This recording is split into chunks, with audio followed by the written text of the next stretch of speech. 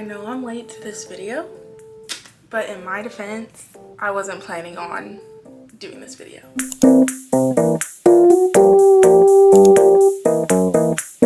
Hello everyone, welcome back to my channel. My name's Madison if you're new here. If you're not new here, hi, hello, how are you? I hope you're doing well since the last time I talked to you. If you can tell by today's video, we're going to be talking about all the books I read in April and then all the books that I want to read in May. I am a mood reader and I am not one of those people who reads like 10-13 books a month. So I read what I can, and usually I average about maybe like 3 to maybe like 7 books a month. So I only read, how many books did I read? I read 4 books in April, but I was in a reading slump in the month of March, so it was kind of hard for me to get back into reading for the month of April. So I'm pretty proud of myself for reading 4 books, because after that was a brutal reading slump. The month of April was like new territory for me. Like I read a lot of like dark contemporary romances or like why choose romances and stuff like that, and I usually don't read those. Usually I read like fluffy romance books or like mysteries, so that was kind of new for me. Yeah, let's talk about it. The first book I read in April was Hooked by Emily McIntyre. Overall, I gave this book a 3 stars. It wasn't a bad book by any means. It kept my attention. It was pretty entertaining, but you know, it wasn't anything too crazy. The spice was limited. The plot was kind of predictable in a way.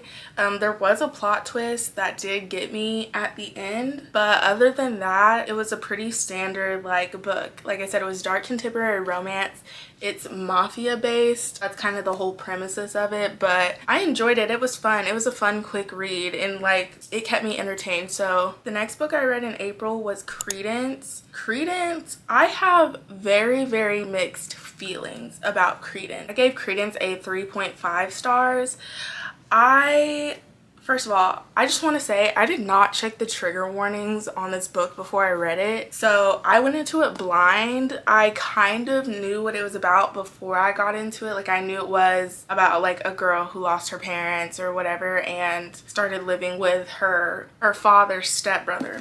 I knew she started living with her father's stepbrother and he had 2 sons and everything. That was not enough to know what I was getting myself into. This book took me on a roller coaster and I enjoyed every single minute of it. Like this was the first time I think I ever dipped my toes in the water for like a why choose or like a whatever. I don't even know like what you would call this book, like why choose dark. Would you consider it a dark contemporary romance? Yeah, it kept my attention. I really enjoyed it. Honestly, I don't know.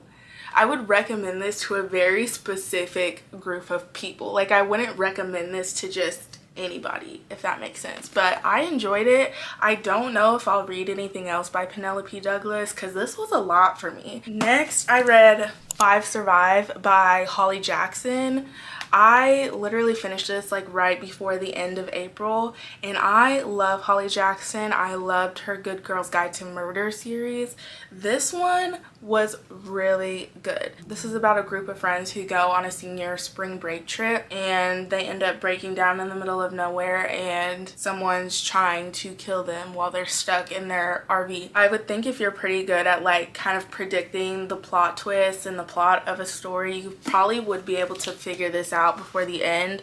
But either way, it was really entertaining and I really liked it. Holly Jackson writes her characters in such like a realistic way when it comes to like life or death situations, and I think that's part of the reason why I like her writing so much. Next, I read Priest by Sierra Simone. Originally, I gave this book a 3 stars, but after thinking about it and like marinating a little bit, I don't think it deserves that high of a rating. I changed my rating to 2.5 stars for this book, and the reason why is because there's not really a plot or like anything. To me, a plot doesn't necessarily have to be like this crazy like well written piece of literary art, but it still needs to be enjoyable for me. Like it still has to be enjoyable for me, and this was not good to me. 90% of the plot was spice, and then the other 10% was like insta love plot, and I hated that. Actually, I didn't find it that enjoyable. Like it was a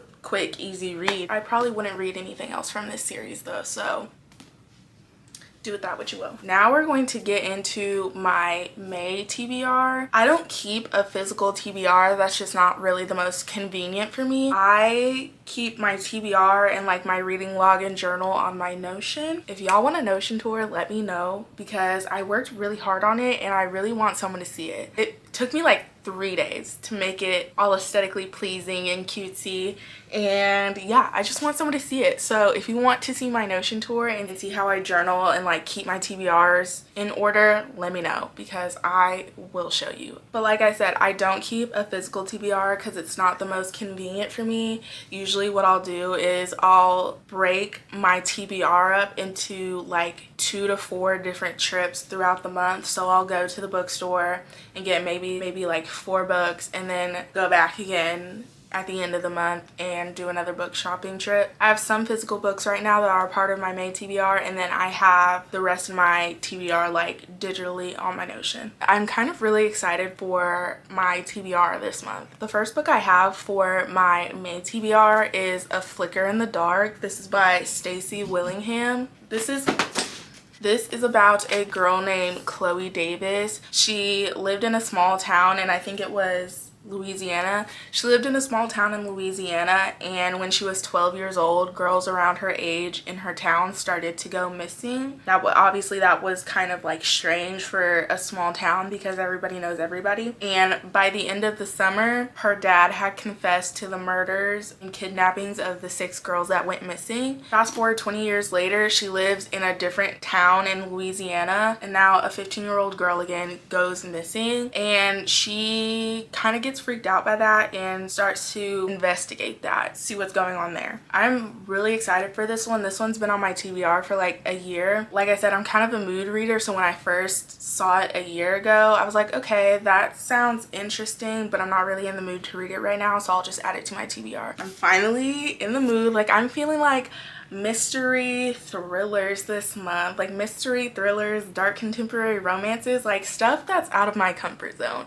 And first of all, I'm proud of myself for going out of my comfort zone. Second of all, I'm just excited to like read something new. Like, I haven't really been feeling fluffy romances lately, so I'm excited. Next is one of my most anticipated reads for this month.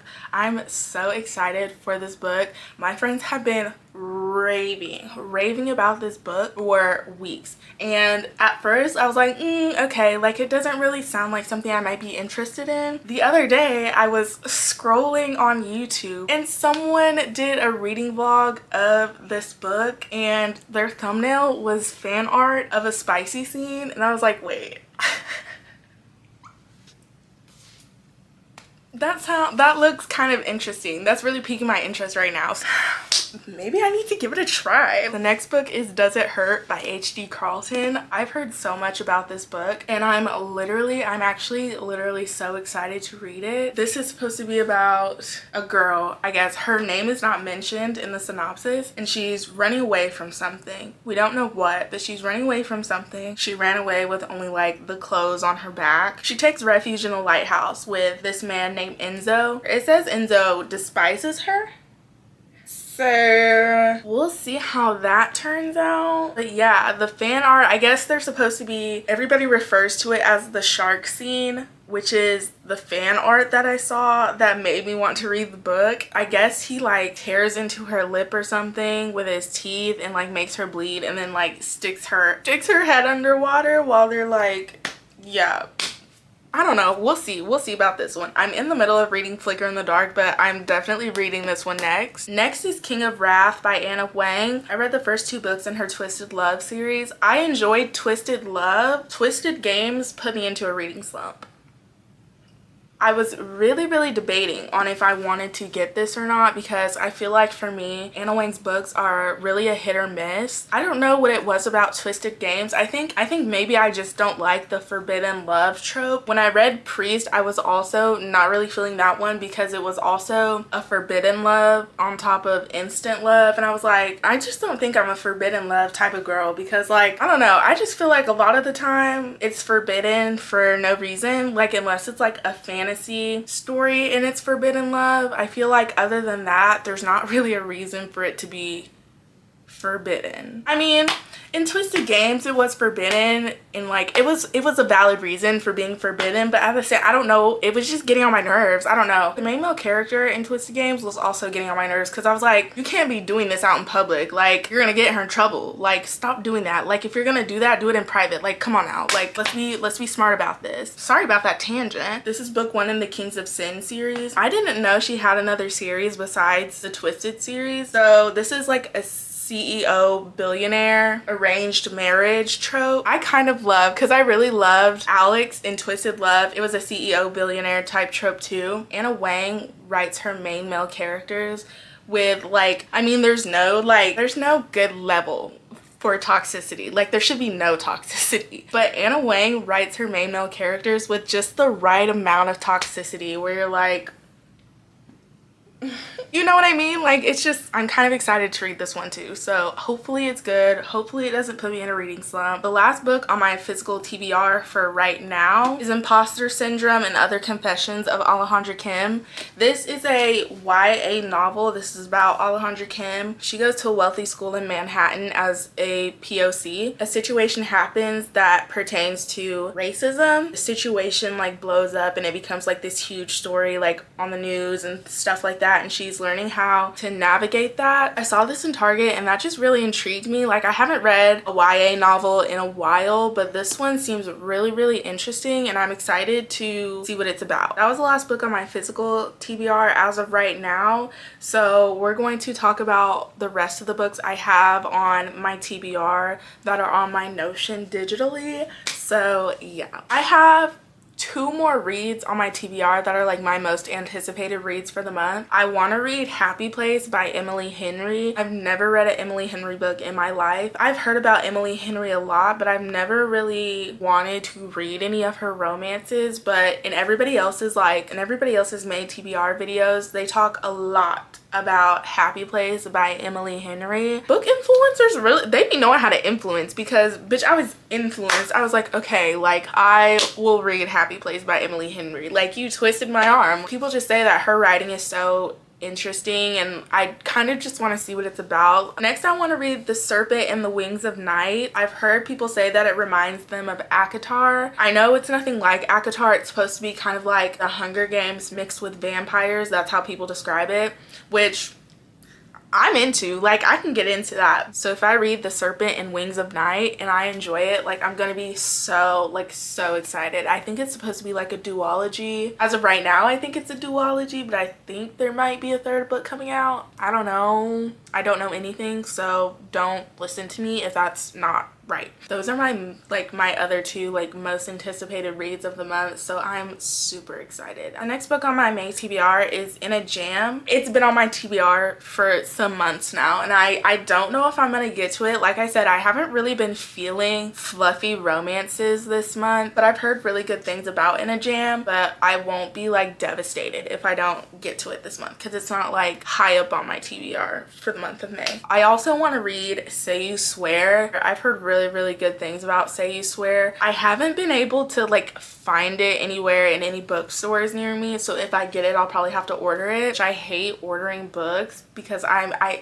want it in my hands right here, right now. Like, I don't want to wait for it. Like, I want to go to the bookstore and have it right then and there. I don't know if it's supposed to be a YA novel, but I know it's about kids in high school. I think maybe I've heard somebody say it kind of reminds them of Euphoria. I could be wrong about that, where it's like about high school kids, but like the things that they're going through are like very much unrealistic.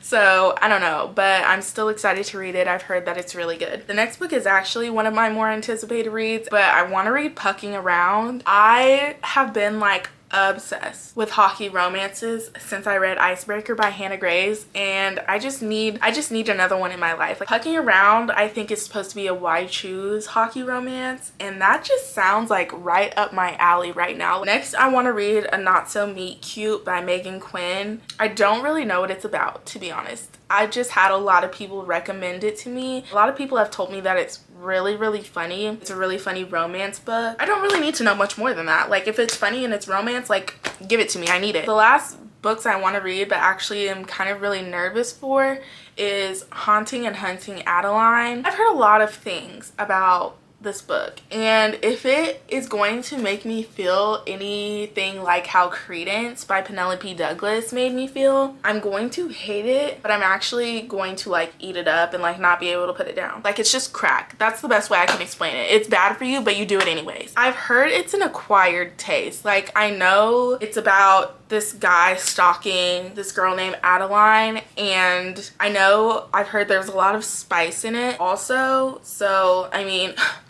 say no more. I've heard people say like the style of writing is kind of like Wattpad, but like in a good way. I don't know. Like I said, I don't know. I don't know anything. I don't know. I am just going to see. Those are all the books on my TBR for the month of May. Will I get to all those books? Who knows? Will I read all the books on my TBR specifically? Who knows? You know, don't lock me up. Thank you so much for watching this video. I really appreciate it. If you watch this video all the way through, like, comment, and subscribe to see more videos. Your support means the world to me. I'm really glad you're here. I'll see you guys when I see you guys next. Bye!